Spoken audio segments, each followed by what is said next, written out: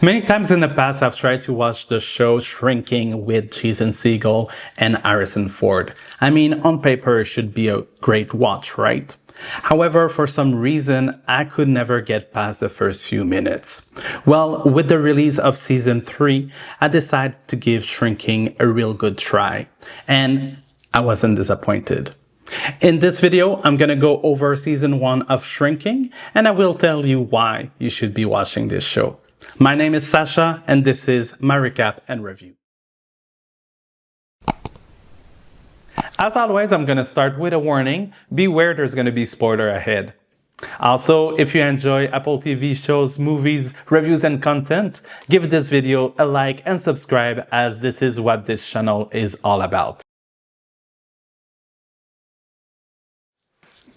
In this series, we follow Jimmy, a therapist who has been grieving the death of his wife from a car crash, as well as his two colleagues, Paul, the mentor, and Gabby.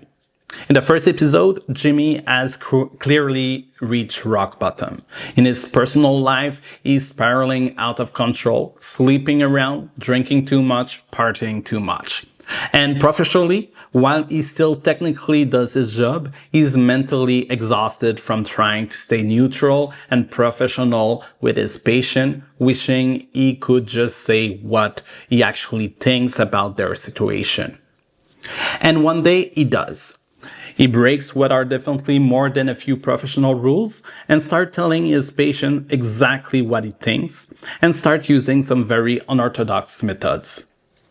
For example, he takes one of his patients, Sean, a young army veteran suffering from PTSD and anger issues boxing.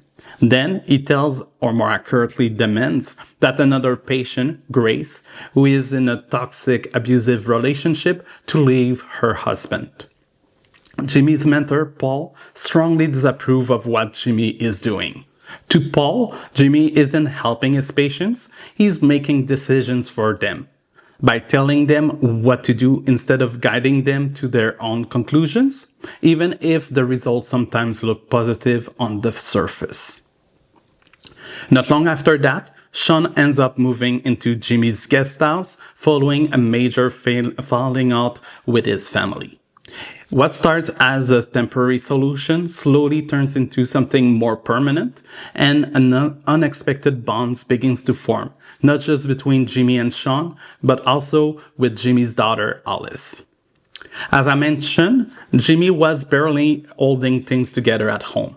Jimmy was so emotionally checked out that their neighbor, Liz, had quietly taken on the role of a second parent to Alice, driving her around, feeding her, and generally being the stable adult's presence.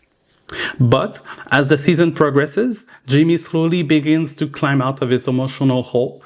He starts drinking less, becomes more present, and awkwardly, imperfectly tries to reconnect to Alice. The relationship doesn't magically fix itself, but Jimmy begins putting in real effort, showing up, listening, and taking responsibility for the way he failed her after her mother died. We also learn that Jimmy has pushed away one of his closest friends, Brian.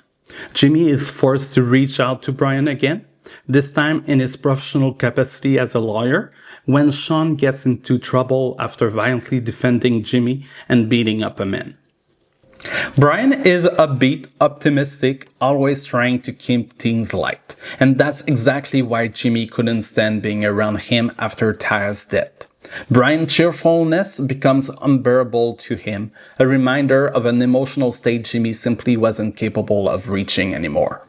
So instead of dealing with that discomfort, Jimmy just cut him out of his life.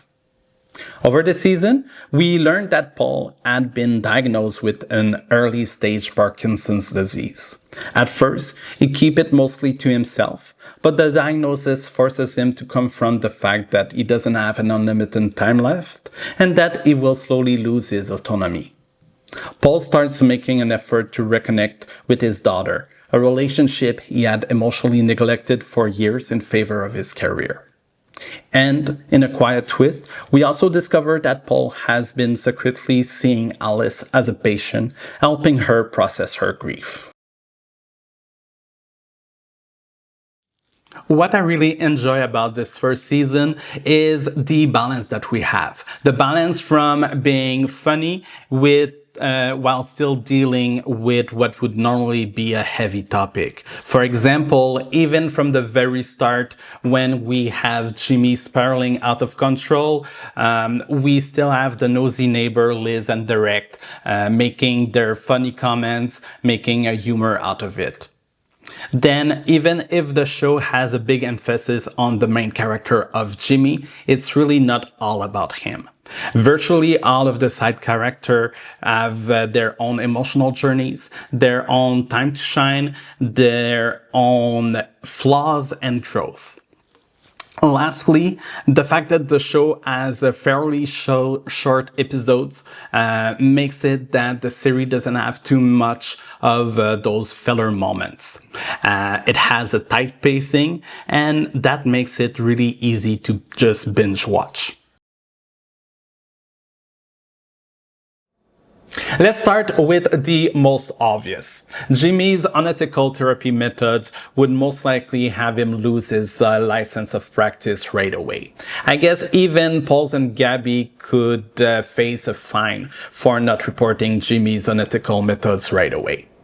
Then the face spacing also means that some of the emotional beats gets wrapped up a little bit too neatly. For example, there's arguments that get resolved within 1 or 2 scenes. There's forgiveness that comes way too fast. It's not enough to really ruin the show, but it's enough to make it a little bit too optimistic. Lastly, the show might not actually appeal to those who like big tone shift.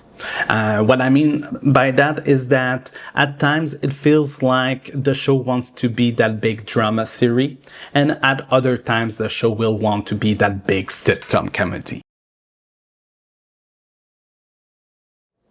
In terms of acting, here would be my 3 stars.